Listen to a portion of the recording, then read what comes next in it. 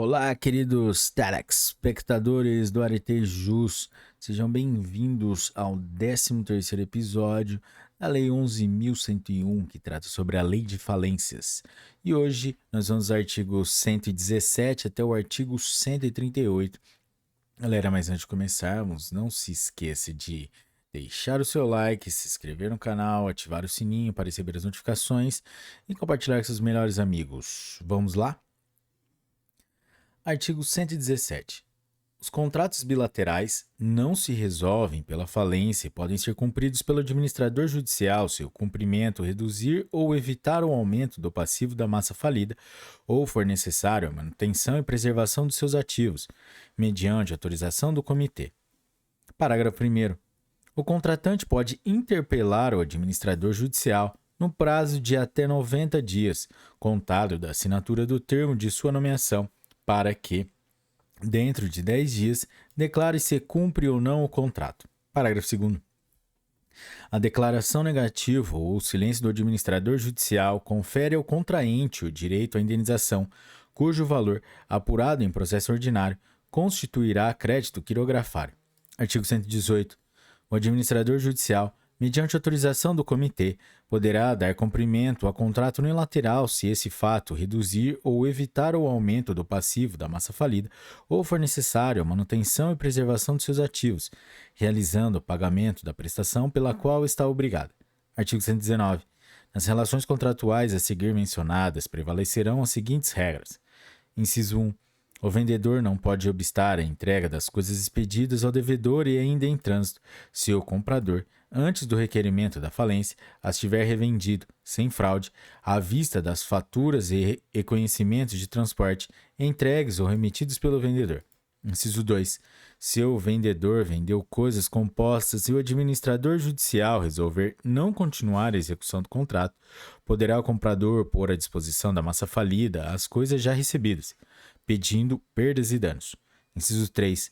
Não tendo o devedor entregue coisa móvel ou prestado serviço que vendera ou contratara a prestações e resolvendo o administrador judicial não executar o contrato, o crédito relativo ao valor pago será habilitado na classe própria. Inciso 4. O administrador judicial, ouvido o comitê, restituirá a coisa móvel comprada pelo devedor com reserva de domínio do vendedor se resolver não continuar a execução do contrato, exigindo a devolução, nos termos do contrato, dos valores pagos. Inciso 5. Tratando-se de coisas vendidas a termo, que tenham cotação em bolsa ou mercado, e não se executando o contrato pela efetiva entrega daquelas e pagamento do preço, prestar-se-á a diferença entre a cotação do dia do contrato e a da época da liquidação em bolsa ou mercado. Inciso 6. Na promessa de compra e venda de imóveis, aplicar-se-á a legislação respectiva. Inciso 7. A falência do locador não resolve o contrato de locação e, na falência do locatário, o administrador judicial pode, a qualquer tempo, denunciar o contrato. Inciso 8. Caso haja acordo para compensação e liquidação de obrigações no âmbito do Sistema Financeiro Nacional, nos termos da legislação vigente, a parte não falida poderá considerar o contrato vencido antecipadamente, hipótese em que será liquidado na forma estabelecida em regulamento, admitindo-se a compensação de eventual crédito, que venha a ser apurado em favor do falido com créditos retidos pelo contratante. Inciso 9. Os patrimônios de afetação, constituídos para cumprimento de destinação específica, obedecerão ao disposto na legislação respectiva, permanecendo seus bens, direitos e obrigações separados do falido até o advento do respectivo termo ou até o cumprimento de sua finalidade, ocasião em que o administrador judicial arrecadará o saldo a favor da massa falida ou inscreverá na classe própria o crédito que contra ela remanescer. Artigo 120.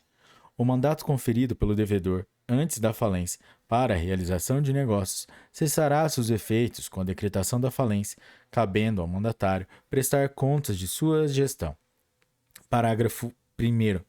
O mandato conferido para a representação judicial do devedor continua em vigor até que seja expressamente revogado pelo administrador judicial. Parágrafo 2º. Para o falido, cessa o mandato ou comissão que houver recebido antes da falência, salvo os que versem sobre matéria estranha à atividade empresarial. Artigo 121. As contas correntes com o devedor consideram-se encerradas no momento de decretação da falência, verificando-se o respectivo saldo. Artigo 122. Compensam-se, com preferência sobre todos os demais credores, as dívidas do devedor vencidas até o dia da decretação da falência, provenha o vencimento da sentença de falência ou não, obedecidos os requisitos da legislação civil. Parágrafo único. Não se compensa. Inciso 1. Os créditos transferidos após a decretação da falência, salvo em caso de sucessão por fusão, incorporação, cisão ou morte. Ou, inciso 2. Os créditos, ainda que vencidos anteriormente, transferidos quando já conhecido o estado de crise econômico-financeira do devedor ou cuja transferência se operou com fraude ou dolo. Artigo 123. Se o falido fizer parte de alguma sociedade como sócio comanditário ou cotista, para a massa falida entrarão somente os haveres que na sociedade ele possuir e forem apurados na forma estabelecida no contrato ou estatuto social. Parágrafo 1º.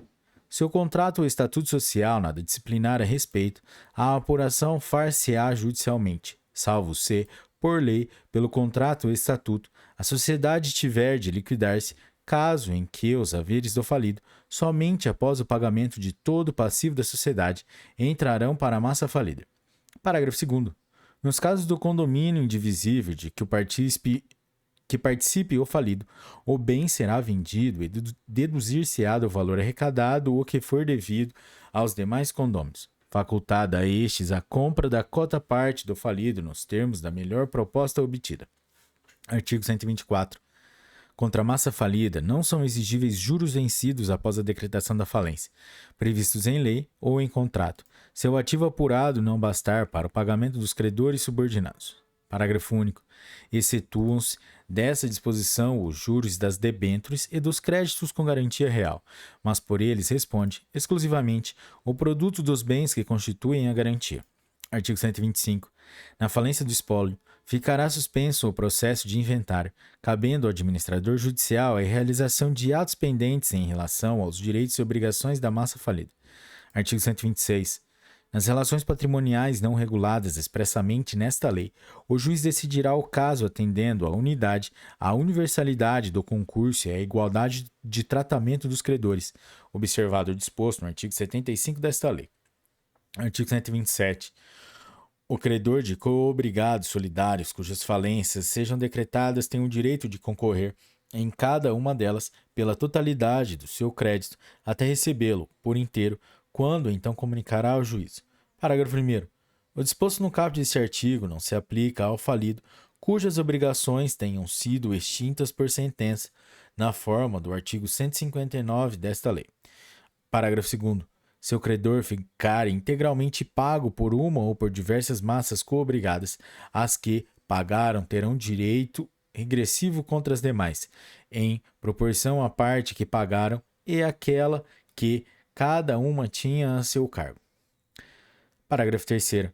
Se a soma dos valores pagos ao credor em todas as massas coobrigadas exceder o total do crédito, o valor será devolvido às massas na proporção estabelecida no parágrafo 2º deste artigo. Parágrafo 4º.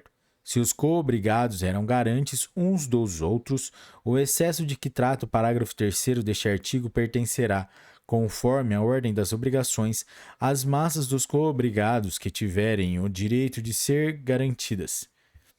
Artigo 128. Os coobrigados solventes e os garantes do devedor ou dos sócios ilimitadamente responsáveis podem habilitar o crédito correspondente às quantias pagas ou devidas, se o credor não se habilitar no prazo legal. Seção 9. Da ineficácia e da revogação de atos praticados antes da falência. Artigo 129. São ineficazes em relação à massa falida, tenha ou não o contratante conhecimento do estado de crise econômico-financeira do devedor, seja ou não intenção deste fraudar credores. Inciso 1. O pagamento de dívidas não vencidas realizadas pelo devedor dentro do termo legal, por qualquer meio extintivo do direito de crédito, ainda que pelo desconto do próprio título. Inciso 2. O pagamento de dívidas vencidas e exigíveis realizado dentro do termo legal, por qualquer forma que não seja a prevista pelo contrato. Inciso 3. A constituição de direito real de garantia, inclusive a retenção, dentro do termo legal, tratando-se de dívida contraída anteriormente, seus bens dados em hipoteca farem objeto de outras posteriores, a massa falida receberá a parte que devia caber ao credor da hipoteca revogada. Inciso 4. A prática de atos de título gratuito desde 2 anos antes da decretação de falência. Inciso 5. A renúncia à herança ou ao legado, até 2 anos antes da decretação da falência. Inciso 6. A venda ou transferência de estabelecimento feita sem o consentimento expresso ou o pagamento de todos os credores, a esse tempo existentes, não sendo restado ao devedor bens suficientes para solver o seu passivo, salvo se, no prazo de 30 dias, não houver oposição dos credores, após serem devidamente notificados, judicialmente ou pelo oficial de registro de títulos e documentos. Inciso 7. Os registros de direitos reais e de transferência de propriedade entre vivos, por título oneroso ou gratuito, ou a averbação relativa a imóveis realizados após a decretação da falência, salvo se tiver havido pré-notação anterior. Parágrafo único. A ineficácia poderá ser declarada de ofício pelo juiz, alegada em defesa ou pleiteada mediante ação própria ou incidentalmente no curso do processo. Artigo 130. São revogáveis os atos praticados com a intenção de prejudicar credores, provando-se o conluio fraudulento entre o devedor e o terceiro que com ele contratar o efetivo prejuízo sofrido pela massa falida. Artigo 131. Nenhum dos atos referidos nos incisos 1, 2, 3 e 6 do caput do artigo 129 desta lei, que tenham se previstos e realizados na forma definida no plano de recuperação judicial ou extrajudicial, será declarado ineficaz ou revogado. Artigo 132. A ação revocatória de que trata o artigo 130 desta lei deverá ser proposta pelo administrador judicial, por qualquer credor ou pelo Ministério Público no prazo de 3 anos contado da decretação da falência. Artigo 133. A ação revocatória pode ser promovida. Inciso 1. Contra todos os que figuraram no ato ou que por efeito dele foram pagos, garantidos ou beneficiados. Inciso 2. Contra os terceiros adquirentes, se tiveram conhecimento, ao se criar o direito, da intenção do devedor de prejudicar os credores. Inciso 3. Contra os herdeiros ou legatários das pessoas indicadas nos incisos 1 e 2 do caput deste artigo. Artigo 134. A ação revocatória correrá perante o juízo da falência e obedecerá ao procedimento ordinário previsto na Lei 13.105, de 16 de março de 2015, Código de Processo Civil. Artigo 135. A sentença que julgar procedente a ação revocatória determinará o retorno dos bens à massa falida em espécie, com todos os acessórios ou o valor de mercado, acrescidos das partes e danos. Parágrafo único. Da sentença cabe apelação. Artigo 136. Reconhecida a ineficácia ou julgada procedente a ação revocatória, as partes retornarão ao estado anterior e o contratante de boa-fé terá direito de restituição dos bens ou valores entregues ao devedor. Parágrafo 1º. Na hipótese de securitização de crédito do devedor, não será declarada ineficácia ou revogado o ato de cessão em prejuízo dos direitos dos portadores de valores mobiliários emitidos pelo securitizador. Parágrafo 2º. É garantido ao terceiro de boa-fé, a qualquer tempo, propor ação por perdas e danos contra o devedor ou seus garantes. Artigo 137. O juiz poderá, a requerimento do autor da ação revocatória, ordenar, como medida preventiva, na forma da lei processual civil, o sequestro dos bens retirados do patrimônio do devedor que estejam em poder de terceiros. Artigo 138.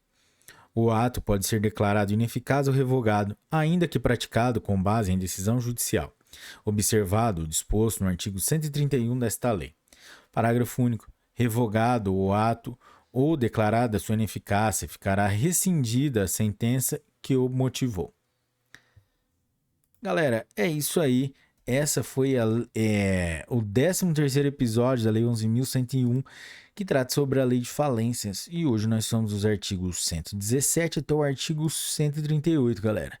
De pouco em pouco a gente chega lá no final, galera.